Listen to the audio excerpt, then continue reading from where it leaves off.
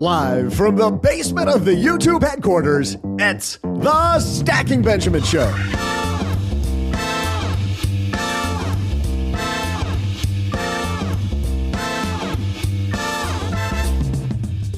I'm Joe's mom's neighbor, Doug, and one of the habits that truly make millionaires wealthy? Our panel of financial bloggers, coaches, and planners will weigh in. And of course, we'll dive into another helping of our year-long trivia competition. Who's bringing home today's prize? You're less than 30 minutes away from finding out. And now, a guy who's excited about finding out, it's Joe Saul-Sehy. Well, hey, Doug, and happy day, everyone. I am Joe Saul-Sehy, and I'm mostly happy, Doug, and excited about not the trivia competition, which is always fun if you're brand new here, but I'm even more excited about the habits of millionaires, because I think we can help a lot of people with those habits, Doug. You want me to tell you everything about my daily habits? Is that what that's all we got to do? All about? Yeah, we don't need our special guest. We don't need OG and Jesse. We'll just ask Doug what he does every day. Wake up at 10:45. Make sure you play Wordle, and and then map tap. Those are my daily habits. Map tap. What is? I've never heard of map tap. What's map tap? It's a game on your phone where you get asked to tap on the globe for 5 different cities, and they give you a score of how close you are. Have you ever heard that thing about something doesn't equal causation? What is it? Correlation is not causation. Just because you do those things may not be the millionaire habit. May not be. Yes. And the guy across the card table from me, who his millionaire habit is waking up to podcast with us, Mr. OG is here, or maybe not here. Well, wait, am I supposed to be here? He might not be awake yet. I heard Doug say I don't have to be here. Do I have to be here? He was taken off. He's like, wait a minute, I don't need to be here. That's what I heard. What's so I gotta up, come man? back. All right, I guess I'll come back. All right. And while we're waiting for him to come back, let's go to Rochester, New York, where Mr. Jesse Cramer is joining us. Oh, luckily he's sitting in front of the camera. What's happening, Mr. Cramer? That was fun. I really liked that trick, OG. I mean, it was like the bodiless voice. What's that called? Disembodied voice. Disembodied voice. That was a good look. Paranormal that was a good activity. Look. You like that? Yeah. It's a good trick, especially Jesse, for an audio podcast. It works. It works so well. The audio listeners right now will have no idea the magic trick that OG just pulled. The magic trick we pulled is getting a guy with super young kids here to record a Friday podcast. How's things going with the family, Jesse? Just fine. The little one turned 5 weeks old yesterday, the day before we're recording, and we're doing well. We are just, taking it day by day and enjoying infant life for the ups and downs that come with it. Are you one of those annoying parents that when somebody asks how old your baby is, you're like, oh, they're 97 weeks old? I think there's some unwritten rules probably on this, Doug, where it's like, I would guess under 3 months, it's okay to measure in weeks. And then under 2 years, it's okay to measure in months. And then I think you just, you know what I mean? Like if your child's 5 months old, you probably can't say, 21 weeks. It's like 5 months. Yeah, and once I'm doing math in my head, right. And you've just annoyed me. Right. Once they're 2, it's like 2.5, 3. Audience, what do you think? I just passed my 581st month birthday. So yeah. It is funny. I had Jesse pegged as that guy who still measures it in months, but it turned out that it was my co-host who still measures it in months. Yeah. He's about to celebrate his X number of month birthday. Sure. 581st. 581st one. Yes. And even though it's always fun to have OG, Jesse, and Doug here, we have a special guest here with us today, guys. One that I can't believe has taken us this long to have her on. She is the woman behind Grab Your Slice of Financial Independence. I was like, grab your financial slice of independence. Monica Scudieri's here. It all works. It all works. You can combine the words. As long as we grab the slice, Monica, right? Absolutely. Yes. Thank you for having me. This is a lot of fun. Well, I'm super happy. You and I got to finally meet in person, and it was super fun getting to hang out with you a little bit this last weekend. But I've been following your work for so long, and the reason I really wanted to talk to you is your start wasn't, you were born saving money. Like you had a really rough time on the front end of this financial independence journey. I did. So my financial independence journey started after my divorce. And my kids were little, they were 3 and 5 after the divorce. And I took on the marital debt of $257,000. And once the divorce was finalized, I lost my job. And that was the beginning of my journey. I can't imagine. Hey, I got $250,000 in debt and I have no job. Yeah. It was definitely a low in my life, but it did take me 10 years. And not only did I get out of debt, but I reached financial independence. And then there's the 1 more year syndrome, which is a whole separate story. But yeah, 10 years, even with that starting point. We may get into that a little bit, but I'm really excited to have you here today. And I thought a perfect topic would be like the habits that took you from one end to the other. Because I don't know if you felt this way, Monica, but for me, because I wasn't great with money at first either. Once I started to get the habits together, like even though I wasn't there yet and I wasn't financially independent, I was so excited and I felt like I was in control and it was a really fun journey. Yes, absolutely. I did a lot of reading when I was unemployed. But once I did pick up the habits, once I decided that I had to take a look, that's the first step, right? Is you have to see where you are to know, okay, this is where I am. It's just a point in time. And where do I go from here? And then as you start to learn and start to dig your way out of that and build those habits, it does get really exciting. It's kind of like unlocking a secret. But the little things really do, the little steps really do work. They really, really do work. And the cool thing, and we'll link to this in our show notes, is Monica's also detailed this in a cool book. It's like part inspirational memoir, part how-to manual, also called, believe it or not, wait for it, Grab Your Slice of Financial Independence. Yes. Yes. I'm consistent. You are consistent. Her coaching, her book, it's all there. Well, we're super happy that you're here with us. And I told our roundtable stackers ahead of time that they didn't need to study for this because if you've been here before, you know what that sound means. It's a game show episode on Fridays. And we're going to be playing 2 games, not 1. We have Doug's normal trivia competition coming up at the halfway mark, but we're playing another game. I have chosen a piece that I found online that includes several different habits that these wealthy people have said are the basis of their journey. They're the habits they built up to get where they are today. And the way this game works, Monica and OG and Jesse are already familiar with this, but the goal is to guess what this author said. Now, Monica, I got to tell you, and I'll tell some of the stackers new to the show, some of these pieces I find are really crappy. And you guys come up with way better stuff than sometimes they do. So the goal is to match, although the bigger goal is to see if we can learn a little bit from all of you about what it takes to really get your financial act together and reach financial independence. So we have 7 answers that are on the board, and we're going to play 3 rounds. We'll play 2 rounds before our trivia break and 1 round after.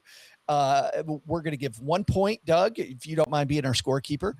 We'll give 1 point in round 1, 2 points in the second round, 3 points in round 3 for a right answer. So as we narrow down the number that are left, well, then it's going to might get interesting. Monica's stretching out. She's ready to go. Yes, I'm ready.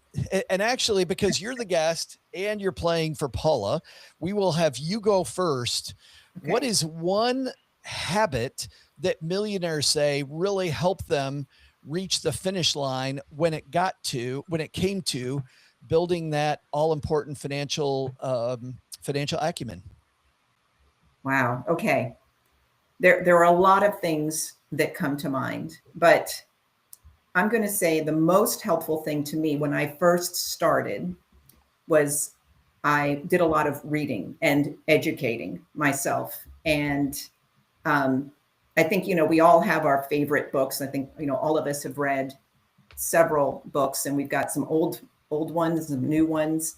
My favorite was Automatic Wealth, which is a really old book. I've never even heard of that. Who wrote Automatic Wealth? I've never heard of this book. It's a gentleman by the name of Masterson, and it is an old book. Yeah. But that one, I think, started me on that journey, to a lot of other answers that are going to come up in this. But education, I would say. Is getting educated on this list. It is, Monica. Yay! Nice All right. job. Millionaires say that continually educating yourself about money is one of the most important things to do. So always be looking for information. And I'm glad you listed one. I'd love to hear, Jesse, what's something that was a book on your journey that really helped out? I will say A Random Walk Down Wall Street by Burton Malkiel was probably the second or third personal finance book I read, and very helpful and kind of transformational in developing my kind of investment philosophy. So really good book. Really good book. Yeah. And what was important about that if we had the TLDR, too long didn't read. Yeah. What's a big takeaway from that book? I think the biggest one is just it's kind of some of the academic underpinnings behind the passive investing revolution. So really it provides some pretty detailed kind of statistical mathematical rationale for why passive investing works the way it works, why it's probably the better way to invest for a lot of people. And so anyway, it provides, like, if you're the kind of person who wants some, pretty good academic rigor to justify the reasons why you're making your investment decisions, it's a good book for that. OG, did you read this book? Random Walk Down Wall Street? No, I don't think so. I mean, I may have.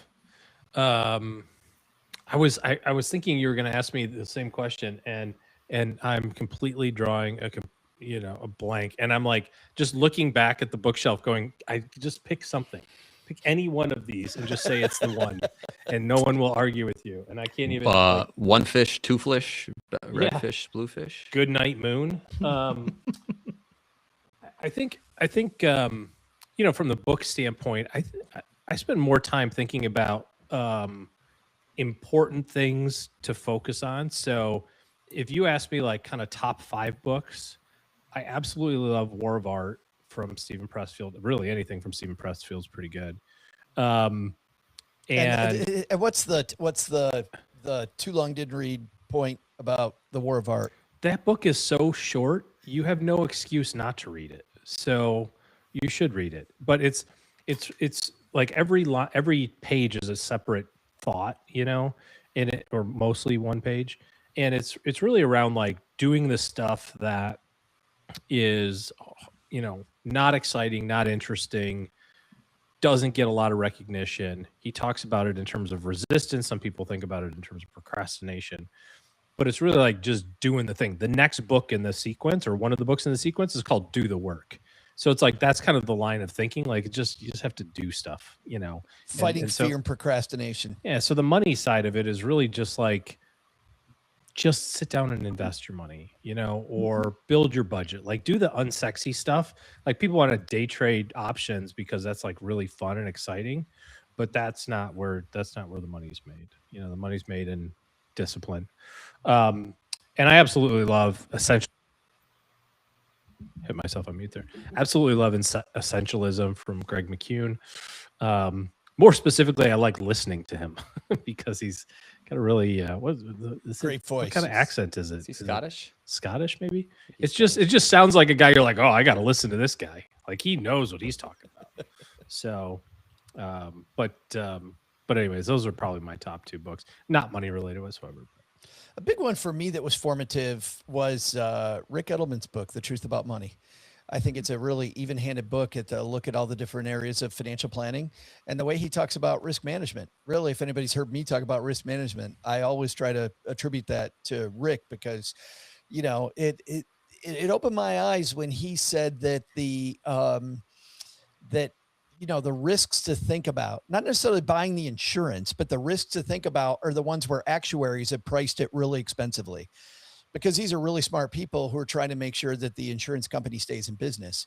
And if they make it expensive, then it's a risk you really need to worry about if they price it very cheaply. And yet when we buy insurances, we often buy the cheap ones. Like, we have a desk job where we work on a keyboard and we buy accidental death and dismemberment, which is never going to pay. There's a reason it's cheap is it's never going to pay anything. So love the truth about money. Plus Rick's got a pretty good sense of humor as well. All right. Monica takes the early lead. Jesse is now on the board. There are 6 left. I just wondered, Doug, before we get to Jesse's pick, if we go 3 rounds, we've got 9. There's only 7 on the board. We may have a math problem going here. I think but you're assuming that we're all going to bat 1,000 here, and yours truly. These are not the ones that I'm good at, so I'm going to go 0 for 3. So don't worry, I got you. All right, Jesse, 6 left on this particular list. What's another habit that the wealthy point to? I'm thinking about some of these, gurus, if you will, who talk about the habits that have made them who they are. And I feel like that one that comes up a lot has to do with either working really late or waking up really early, or sometimes both. And so I think I'm going to go with waking up early. Is waking up early on the list? That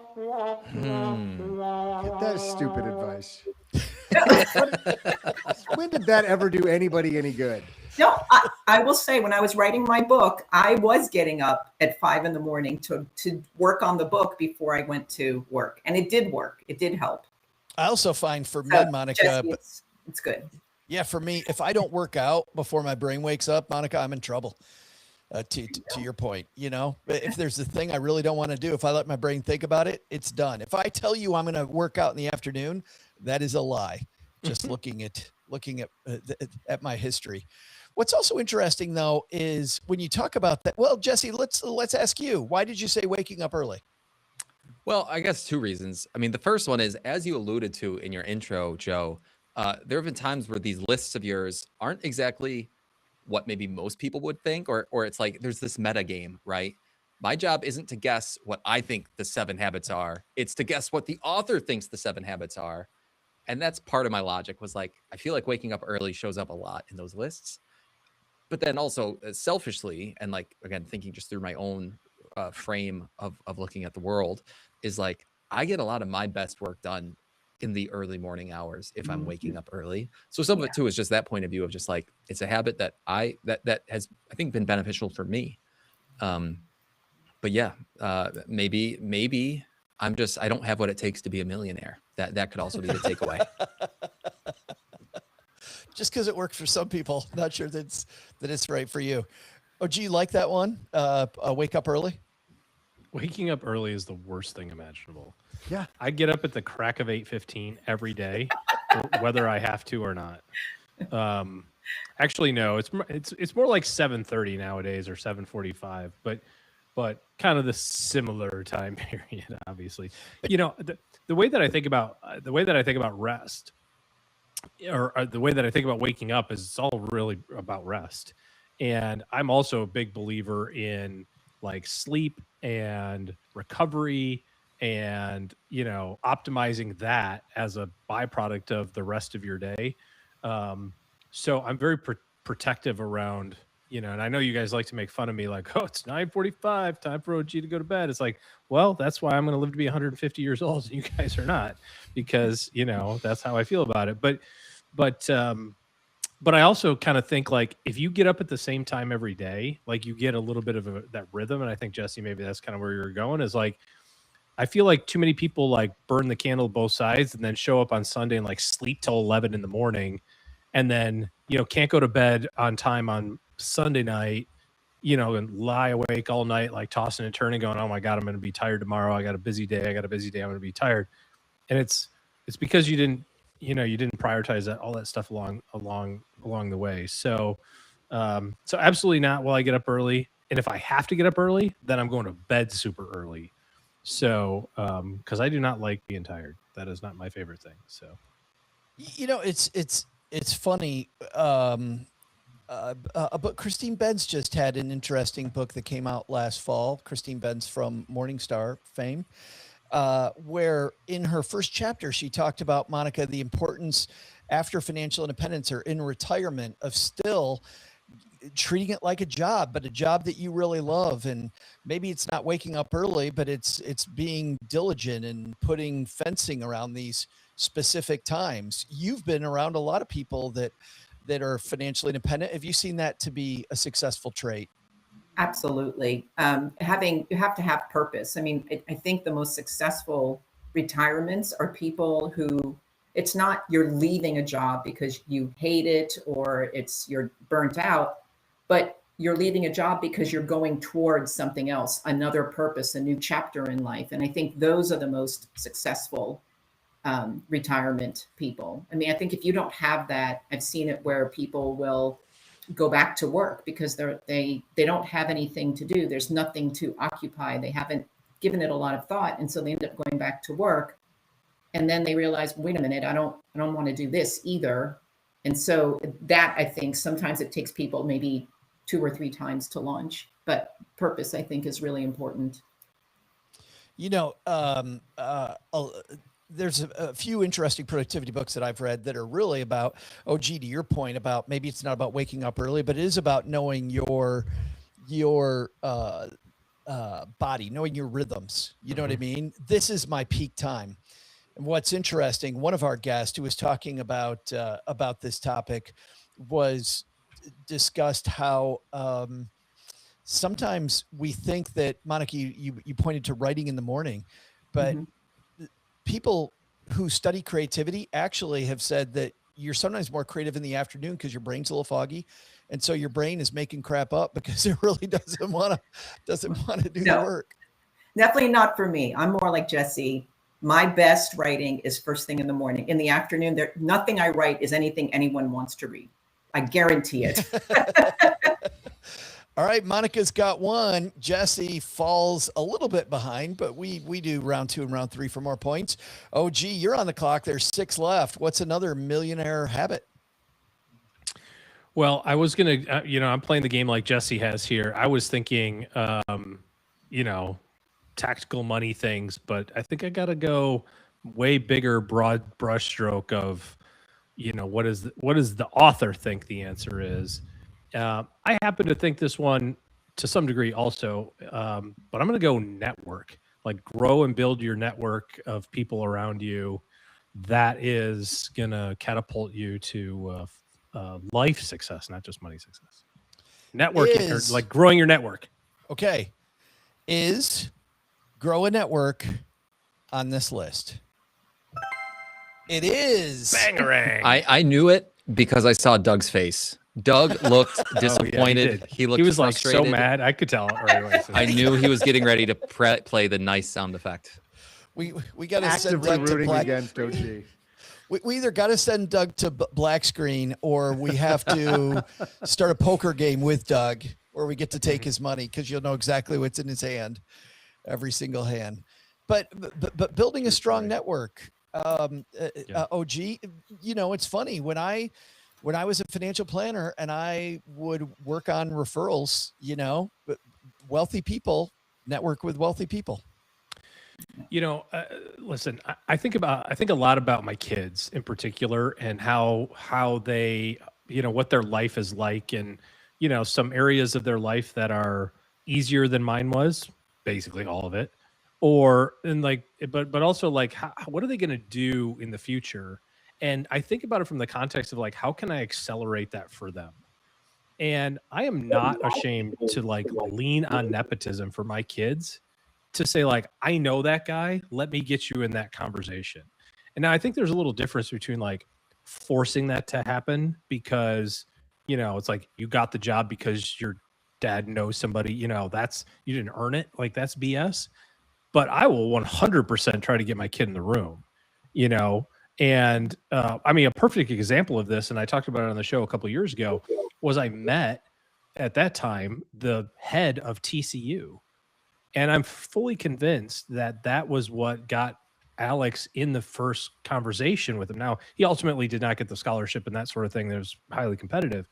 But I'm very convinced that just having that conversation with him on the airplane was the value that, or was valuable enough that that guy said, okay, I'll entertain talking to this kid.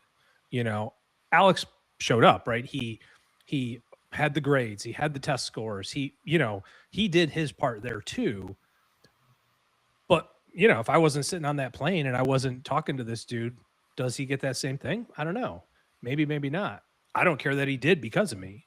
It doesn't hurt my feelings at all. So I think people look at networking as like slimy, or they look at it like, well, the only reason you got that is because you know that person. It's like, well, yeah, maybe that is the reason why I got that. But I'm also going to prove it now that I've got it, So I don't know how else to say that differently, but that's well, that's and how I feel about that stuff. it can be the reason why you got in the door. But how many times have we seen people where the door's wide open and they still don't go through it? You still got to go through it, Monica. Yeah, no, that's exactly what I was going to say. I mean, there's plenty of times when, you meet somebody and they give you this golden opportunity and then don't act on it, and I've seen it myself, and so that does happen. And so meeting somebody doesn't necessarily mean, success, but it's the actual action, the follow through that is what makes the difference. You still got to put in the work. Jesse, did you ever read The Millionaire Next Door? It's funny. I don't think I finished it. I know I have a copy of it over on my bookshelf. That's Thomas Stanley. Is that the gentleman's Dr. name? Thomas Stanley. I mean, I know it's not that it wasn't good. I just think I got like distracted midway through it and never picked it back up. But you were too busy implementing.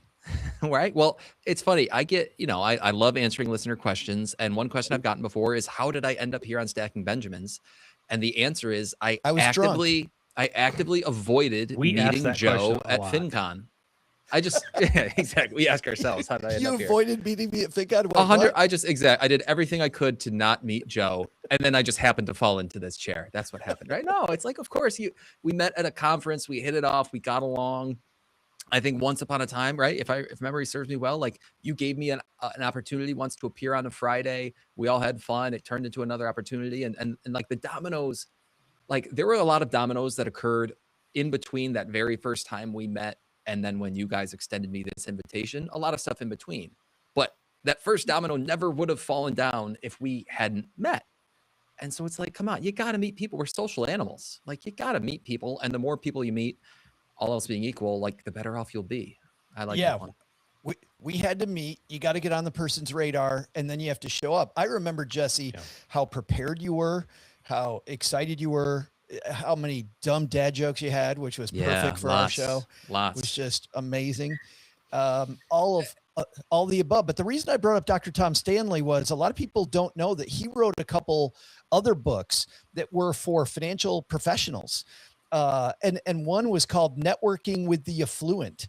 And what he said was affluent people know how to ask this question that, OG, you and I have learned through coaching, which is ask who, not how.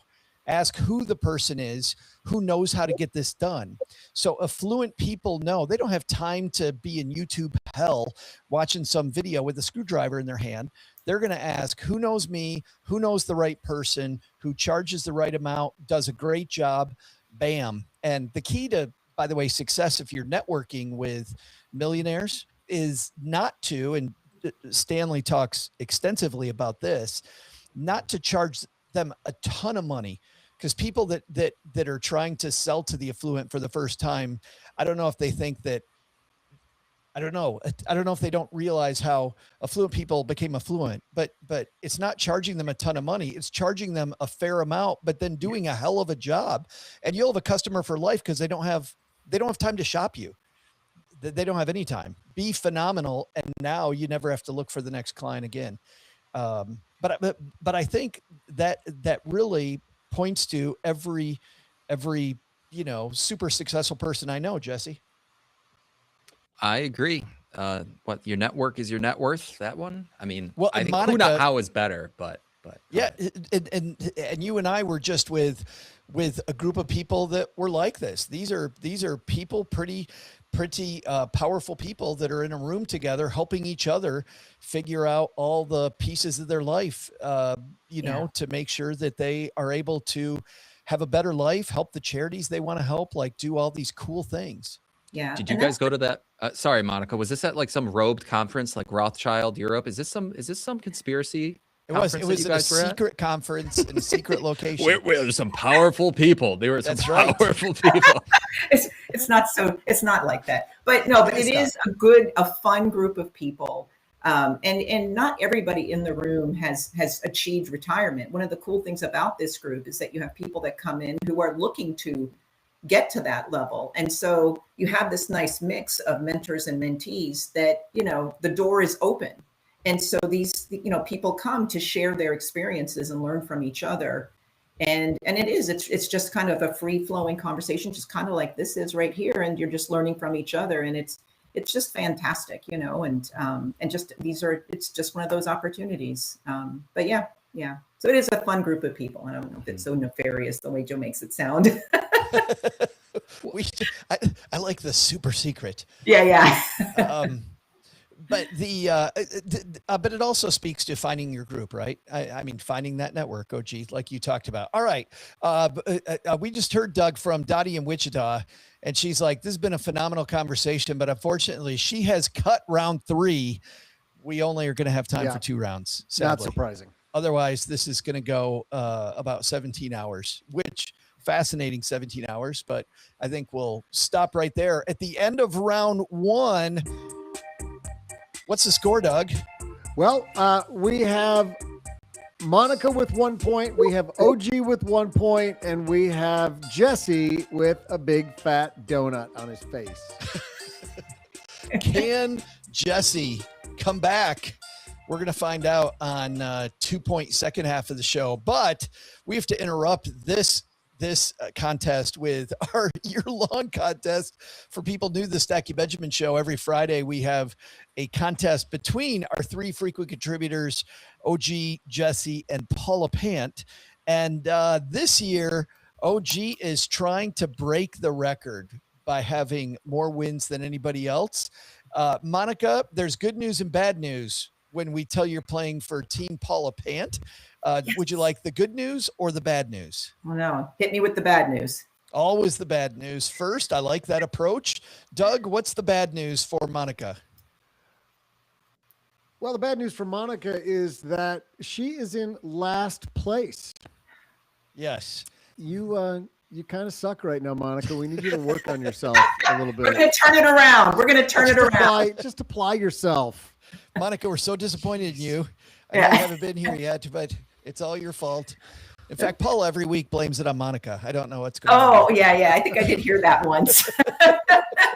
So that is the bad news. The good news is, though, because you're in last and Paula is perennially in last, Paula always gets to go last, which means you're going to hear OG go first and you're going to hear Jesse go second because, Doug, what is the score? The score right now, Joe, is Monica, as we've well established, is sucking swamp water at the moment with 2 points. Jesse is just creeping out of the morass onto dry land at 3 points. And OG is up high on the mountaintop in his guru cave, looking shabby, by the way, but he does have 8 points. 8 points. So OG trying to really bring it home here. As we round into really the middle of Q2. So Doug, those are the stakes, Monica, OG, and Jesse. We need a question, Doug. What do we got? Well, hey there, Stackers. I'm Joe's mom's neighbor, Doug, and today is a huge day in history for foodies. Sure, you can Michelin star this and celebrity chef that, but you and I both know, Stackers, that you ain't living until you've had the meal from heaven, served on a tray and served with a smile. From under those golden arches of heaven, that's right, I'm talking about McDonald's. The first McDonald's was opened by brothers Richard and Maurice, the gangster of love McDonald, on this date in 1940. Swear to God, that was his nickname. So here's a question. If you ordered a complete meal from McDonald's on opening day in 1940 that included a cheeseburger, fries, and a soft drink, what would your... Whoa, hold on. Joe, what the hell is this question? Wait, what's wrong? You think I'm just going to read anything? I mean, I know the joke. You say, oh, he'll read anything that you put in front of him. You really think that, don't you? Well, I kind of do, but what? Yes, correct. But what's wrong with the question, though? The question, you said a complete meal. There's not a complete meal. Cheeseburger, fries, and a drink is not a complete meal. I mean, like, unless you're the CEO of McDonald's who fills up on like half a bite of the Archburger or whatever it is. You haven't had a complete meal until you've washed it down with a milkshake. Oh. So we're going to try this question again. On opening day in 1940, how much would a complete and total satisfying McDonald's meal set you back if you ordered a cheeseburger, fries, soft drink, and a nutritious milkshake? I'll be back right after I write a strongly worded note to Joe for him to read after the show is over about making sure the trivia is relevant and useful. And this one is, now that I've intervened. Thank goodness for Doug and his intervention. OG, you are first. It's opening day at McDonald's in 1940. Cheeseburger, fries. Yeah, I mean, fun fact, the actual McDonald's was in my hometown. Can't even do that anymore with a 4 weeks in a row with a straight face. But now I happen to know how much McDonald's costs now. I took my daughter and son to McDonald's, and it was $87. Yeah, so, I was going to ask how the mortgage application went. Well, I got the line of credit open, so it's good. So that was cool. And you just have to like subtract out. Now they didn't have nuggets and that sort of thing. Just back out 80 years of inflation, and it's pretty simple. It ends up being about 20 cents. So I'm going to say 20 cents is what got you home. 20 cents for the complete meal. Absolutely. Exactly the number. Including the shake.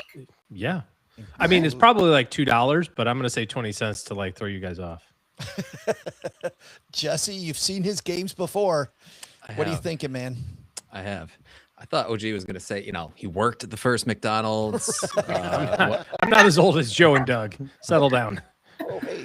Also, I was going to, Doug, did you say morass? I did. I used the word morass in a great word. You must have done well on the SAT. Now, is there a space in that phrase, or is it all one word? When I'm talking about you, yes. Just checking. He's talking about what happens when you go to McDonald's too much. I've seen that movie, The Founder, right? Founder? The Founder? Very good movie. Yeah, Michael Keaton. Michael Keaton, great movie. And I swear the hamburgers at that first stand, at least when the movie is being shot, I think were like 10 cents each. So I don't think OG is that far off, but I think he's a little off. And I'm going to say 45 cents. 45 cents for cheeseburger, fries, drink, and milkshake. 1940. All right, Monica. That is an important distinction. Cheeseburger. Yes. Because that's where they get you is with the cheese, Jesse. That's where 47 cents. No, I'm kidding. I'll go with 45. 45. We've got 20 and 45, Monica. Before I answer, I just want to be sure on the rules. Is it the closest to the number without going over, or the closest to the number? So if I go over or under? Yeah, great question. Just the closest to the number. We used to play closest without going over, and then we got hate mail. Oh. So, Okay, but Monica, the person who comes in last gets kicked off the show for the second half. So the goal is just to be close enough to kick OG off. You are the weakest link. Goodbye. Okay. Well, since there is no pressure because I'm already at the bottom, I am going to go with pressure. The pressure. I think you guys are pretty close, but the milkshake. It's the milkshake that's throwing me off. So I think I'm going to go just a smidge more and say 49 cents.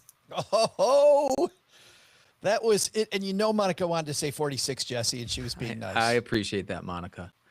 I do. I got you. Don't worry. Thank you. Thank you. We need some camaraderie here against the Palpatine on the show. There you go. That's what I'm thinking. All right. Is OG bringing home another win to go up to 9, get to double digits before the second quarter's over? He's got 20 cents, Jesse 45, Monica 49. We'll be right back and find out. All right, stackers. They locked in their guesses.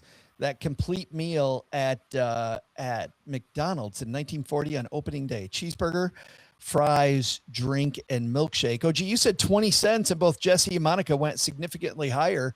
What are you thinking? You got this one? No, it's probably in the 30-cent range or something. But I think from 20 to, well, he said 45, so I got till what, 32? You do, so, it gives me some wiggle room, but I don't think enough. Jesse, you still got that middle ground as well. You feeling good? I'm feeling okay. I'm hoping it comes at 46 cents. I'm hoping that's the answer. Monica, 49 cents. I'm sticking to my guns. I'm going to say 49 cents. It's a milkshake. You know what? Yeah. Paula has been doing this a long time. She always sticks to her guns, and look at where it got her. All right, Doug, you've got the answer. Who's bringing home the win? Hey there, stackers. I'm cheeseburger lover and guy who always qualifies for dessert. I eat my green beans. Joe's mom's neighbor, Doug. The McDonald's brothers had lightning in a bottle when they created their first McDonald's back on today's date in 1940. But of course, they didn't know it. It wasn't until shake machine vendor Ray Kroc saw their operation and bought in that McDonald's became the worldwide success it's become today. So here is the question. If on opening day in 1940, you purchased a tempting cheeseburger, these are their words from the actual 1940 menu, not my adjectives, they're their adjectives. Tempting cheeseburger, golden fries, a thirst-quenching Coke, and a triple thick milkshake, triple thick, how much would it have set you back? Well, I'm not going to tell you the correct answer, but I will tell you a cheeseburger cost 19 cents. Fries meant you spent another 10, soft drinks another 10, and the piece of resistance, the milkshake, was another 20. That means it was 39 cents more than what OG guessed, 14 cents more than what Jesse guessed, just 10 cents more than what Monica guessed, because it's a total of 59 cents, proving yet again Paula cannot win a point for herself, but her guests can. There you go, Paula. Monica brings it across the finish line. I think it's been a collection of smart women who have gotten her points. Sarah Catherine, Gutierrez, right. Monica, and Jackie all scoring points for Paula. Yeah. Congratulations, Monica. Nice work. Right. Thank you, Monica. Good work. Thank you. Thank you, gentlemen. Thank you. All right, but back to the real contest today, because Monica's leading that one too. Well, she's tied with OG anyway. We're going to go in reverse order the second time around.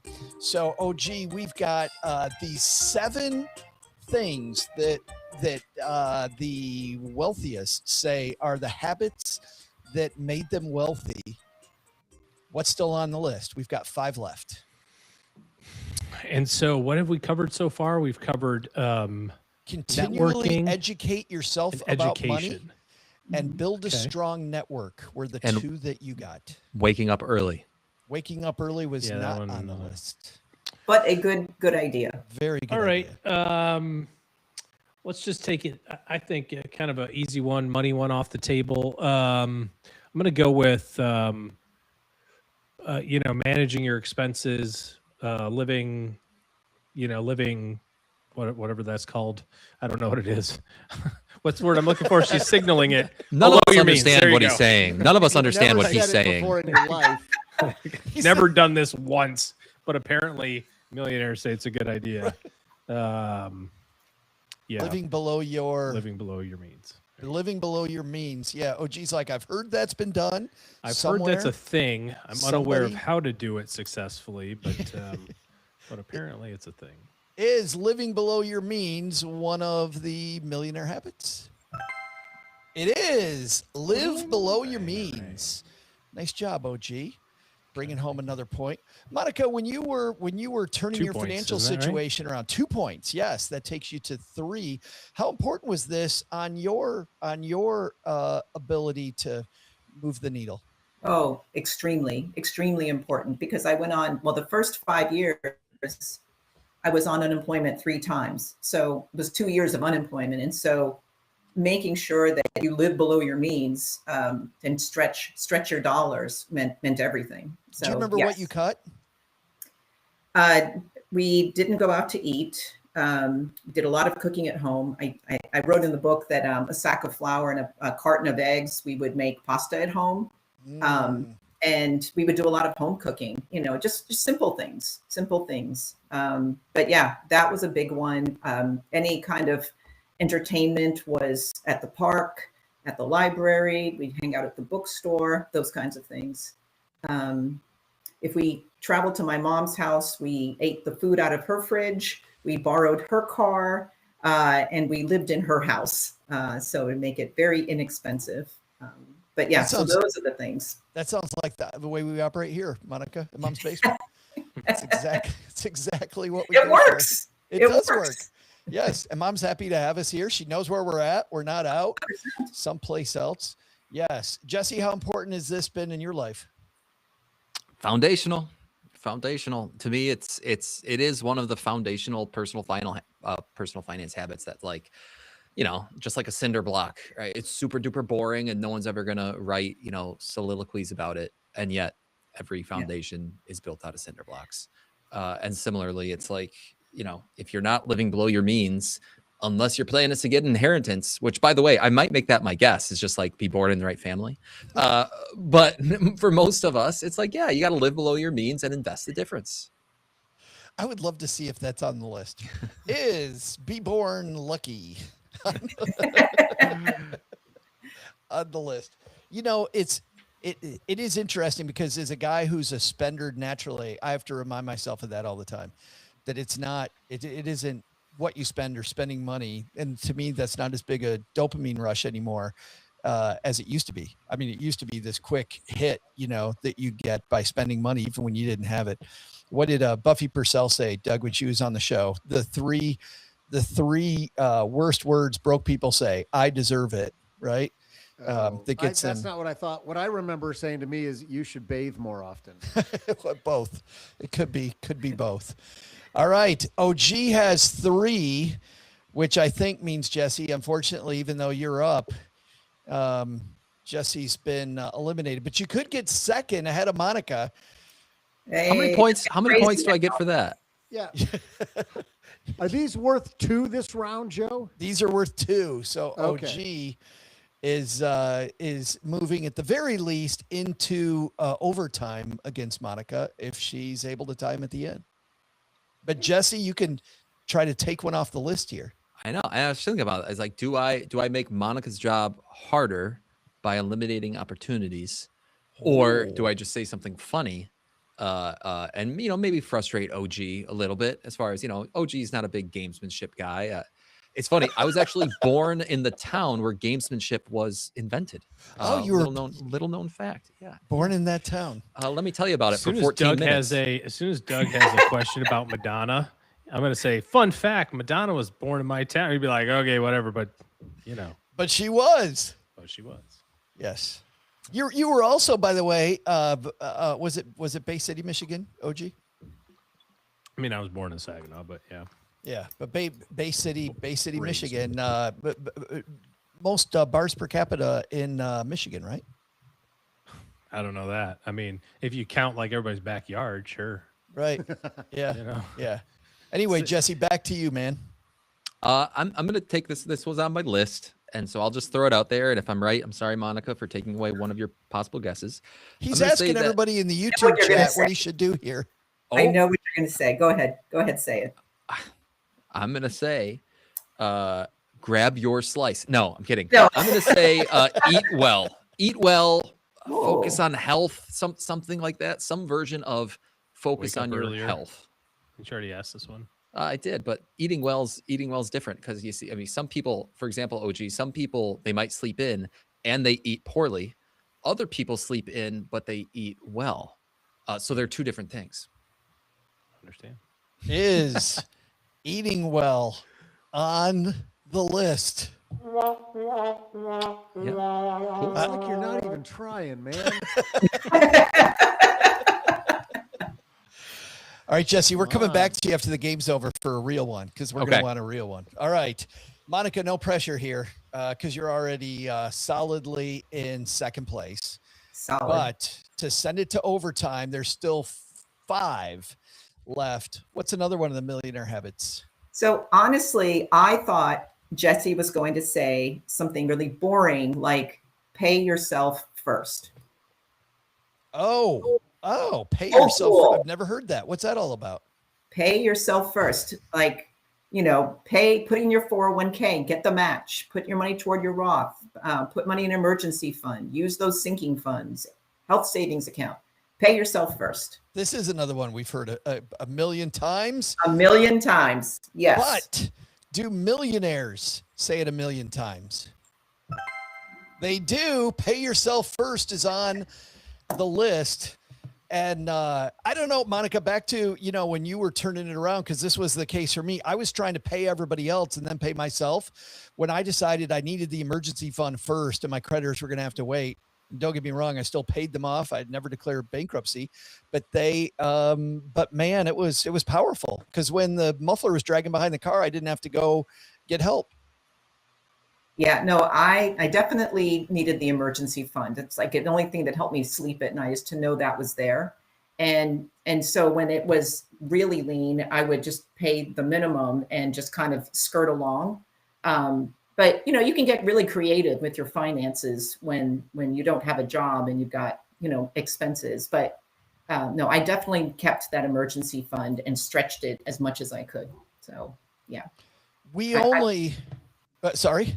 No, I was going to say I'm going to stick to that answer for sure. We only have 3 left. So Doug, we went back to Dottie in Wichita again, who hasn't heard from us as much as she's heard from us this season with all of the things. But there's only 3 left. So here's the deal.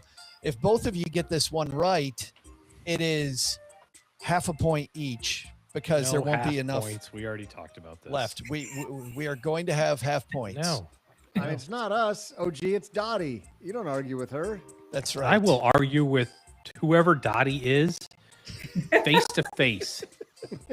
Well, then how do you propose that we do the final point? Let's just see who wins, and then we can decide if all this is necessary. Well, it might not be. All right, Monica, you get to go first in overtime as A, the guest, and B, you are behind OG, so you get to guess from the widest swath. We still have 3 left on this list. What's another millionaire habit? I've got a whole list of things that I would love to say, but I would honestly, I would let say, them have it, Monica. OG, Hey. what you really think? Yeah, Back off, lady. there are so many things, but I would say something that was really helpful to me was creating a budget. And when I say that, not just a budget of what you think you're spending, because that's where I made the mistake the first couple of times, but making a budget based on your cash flow that you actually spend, and then build a budget from there. And that way, I think it gives you the most control over your money. So I'm going to say make a budget. Is make a budget on the list? Oh, It is not no! on the list. Although I do think, especially Monica, when you're starting out, man, getting your head around all your expenses is super important. Yes. Oh, 100%. And when I went through the divorce, dust settled, I think it took me a good, 4-6 months before I could finally get the courage up just to see what the numbers looked like. Isn't it funny? It's a little like, going to the dentist. There's trepidation, then you go and you're like, oh, this is so good. Yes, it's not as bad as you thought, or like I can do this, kind of thing. Yeah. Yeah, super. All right, OG, this will be for the win then. 3 left on the board. What are you thinking? So these have all been like fairly like broad-based things. I like the budget one. I thought for sure that was gonna be a winner. I thought it would have been on there too. I thought that was great. I mean, so I'm going to say, in the spirit of like millionaires who love to do weird things with money, I'm going to say what I want to say is don't have debt, but I think I want to change that to use debt effectively, because there is like this tranche of people that still drink the Kool-Aid of like, if I owe the bank $1 million, it's my problem. If I owe them $1 billion, it's theirs. Whatever. But so I'm going to say debt effectively. What I want to say is avoid debt, but let's say using debt effectively. Sounds like another good one. Is it on the list? Does that mean I get to come in I and thought steal that it? was on the list. Absolutely. Jesse, what'd you say? Does that mean I get to come in and like steal the point and win this competition? Steal it from everybody? We have not made that rule, Doug. Let's go next round faster. We go in reverse order now. OG, still 3 on the list. See if we can grab one. Okay, so let me just think through. So we talked about cash flow and budgeting. That wasn't there. We talked about investing. Do we do an investing one? We kind of had an investing one. Oh yeah, you said pay yourself first. So that's investing. Retirement, estate planning. Oh, I'll do estate planning. So broader brushstroke than estate planning. Let's say like taking care of your protection planning. So estate planning, I'm just going to say as many words as I can to get all of it put together. Protection, estate planning. It's protect your estate planning, or it's protection planning for your estate. I don't know, whatever. It's like protection planning. Is that what you're? I'll go with that. Yep. Okay. Sure. Is protecting it on the list? The words were preserve what you built. Work to preserve what you built, which is a combination of insurances and your estate plan. Joe, before we live longer and focus on your health, you want to preserve it. Yes. Yes. Jesse get up early. Valid complaint. So you are preserving your daylight hours. Dottie in Wichita, bail me out. Monica, I will send you some Marlboros. Monica, there's 2 left. Do we make Joe, this? How many points did Wordsmith over there get for that? Are we in the 3rd round? So he got 3 points for that? Well, it truly doesn't matter because Monica's either going to tie him or, I mean, we could call it 3. You want to call it 9? 90 bajillion. Well, yeah, OG's will make him at 6 points now. There we go.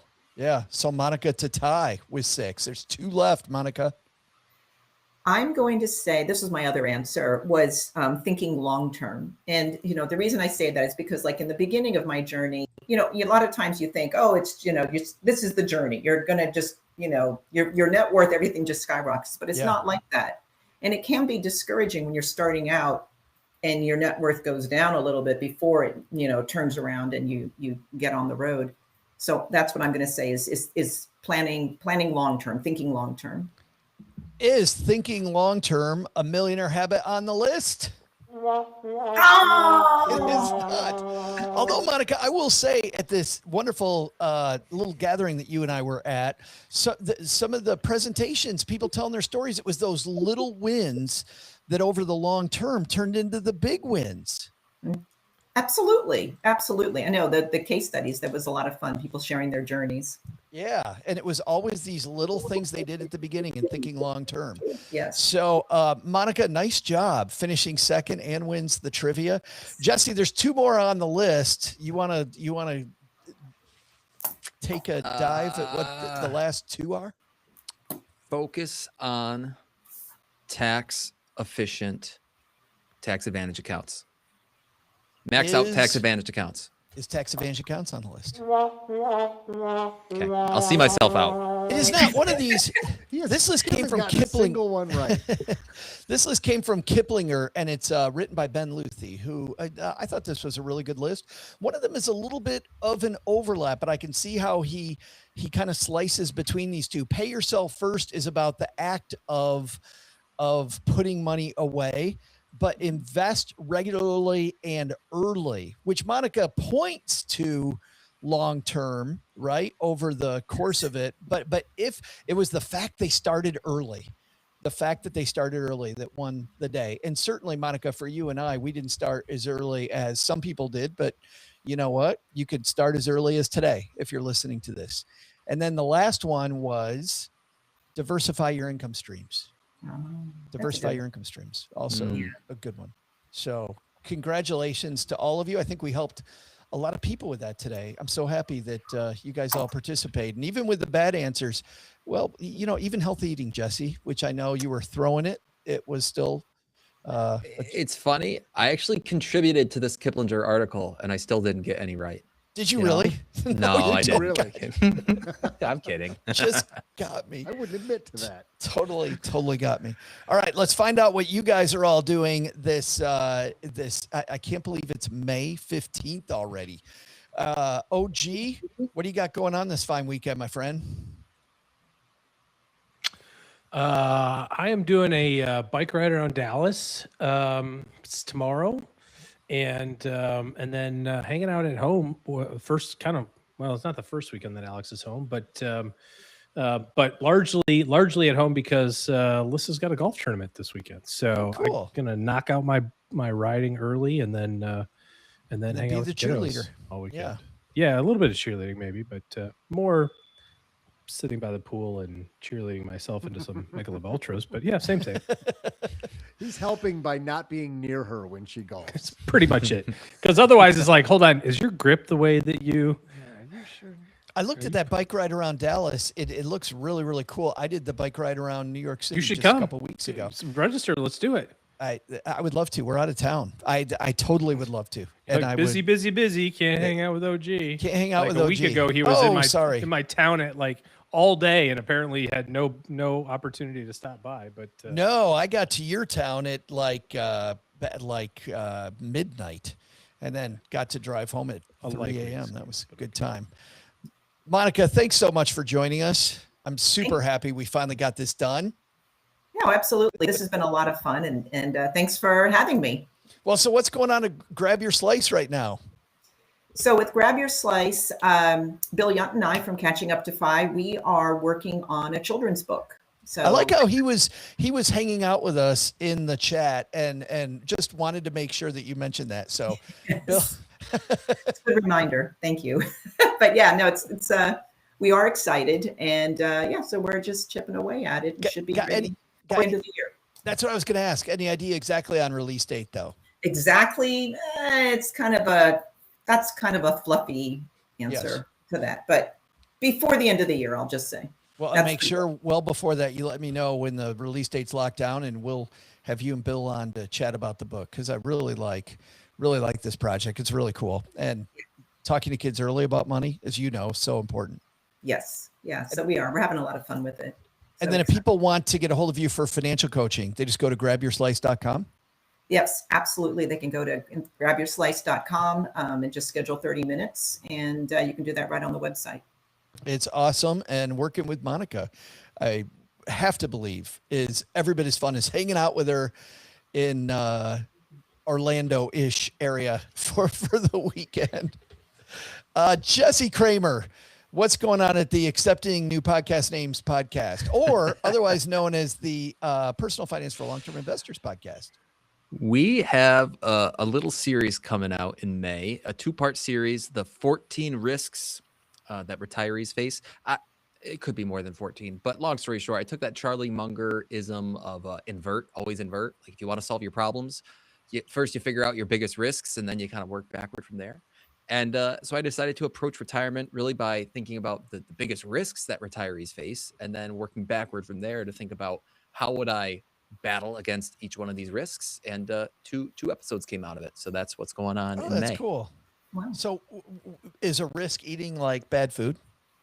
It's like that could totally be one. Eating bad food, going to bed too late, waking up too early, all those kind of things and more on Accepting New Podcast Names, the podcast. In fact, you live in the town where the guy woke up earliest. That's correct. Bob Rochester used to wake up at 12:01 every single day. They named the town after him. He had a few grandchildren. One of them, OG. Little known fact, trivia. True story. Yes, you heard it here first. Well, thanks to everybody for hanging out with us on YouTube. If you are free on a Monday afternoon, we love pretending it's Friday on Mondays here. So come join us Monday afternoons at the Stacky Benjamins YouTube channel. If you subscribe and you hit the little bell, it will actually alert you when we go live, which is generally just after 3:30 Eastern time. So between 3:30, 3:45 most weeks. And usually right before Joe's internet goes out. Just my internet reliably goes out, which is how we're always closer to 3:45 than 3:30. Yes. All right. That's going to do it for today. Doug, you got it from here, man. What should we have learned on today's show? Well, Joe, first, take some advice from Monica. If you want to jumpstart your journey to financial independence, you need to read. Doesn't matter what you read, just read. I'd recommend Reddit. Personally, they always give out great advice there on the internet. Wait a minute. Is it? Well, there's read it, but if you already read it, do you have to read it again? I don't know. Second, don't forget what OG said about checking your privilege at the door, man. You may have an opportunity because of who you know, but you better show up prepared to walk through that door that just opened. But the big lesson, some people just aren't great at accepting compliments. I need to figure that out. I just saw Joe's mom upstairs and said, "Girl, you thicker than a McDonald's milkshake." Next thing I know, there's a coffee mug buzzing past my ear. She didn't take it that well. Thanks to Monica Scudieri for joining us today. You'll find her coaching work at grabyourslice.com, which sounds delicious, frankly. We'll also include links in our show notes at stackingbenjamins.com. Thanks to Jesse Cramer for hanging out with us today. You'll find his amazing podcast, to be named later, currently known as Personal Finance for Long-Term Investors, wherever you listen to finer podcasts. And finally, thanks to OG for hanging out with us today. Looking for good financial planning help? Head to stackingbenjamins.com/OG for his calendar. Is the property of SB Podcasts, LLC, copyright 2026, and is created by Saul-Sehy. You'll find out about our awesome team at stackingbenjamins.com, along with the show notes and how you can find us on YouTube and all the usual social media spots. Come say hello. Oh yeah, and before I go, not only should you not take advice from these nerds, don't take advice from people you don't know. This show is for entertainment purposes only. Before making any financial decisions, speak with a real financial advisor. I'm Joe's mom's neighbor, Doug, and we'll see you next time back here at the Stacking Benjamin Show. What was that? It's called the medium sketch. The medium sketch? Yeah, it wasn't rare and it certainly wasn't well done.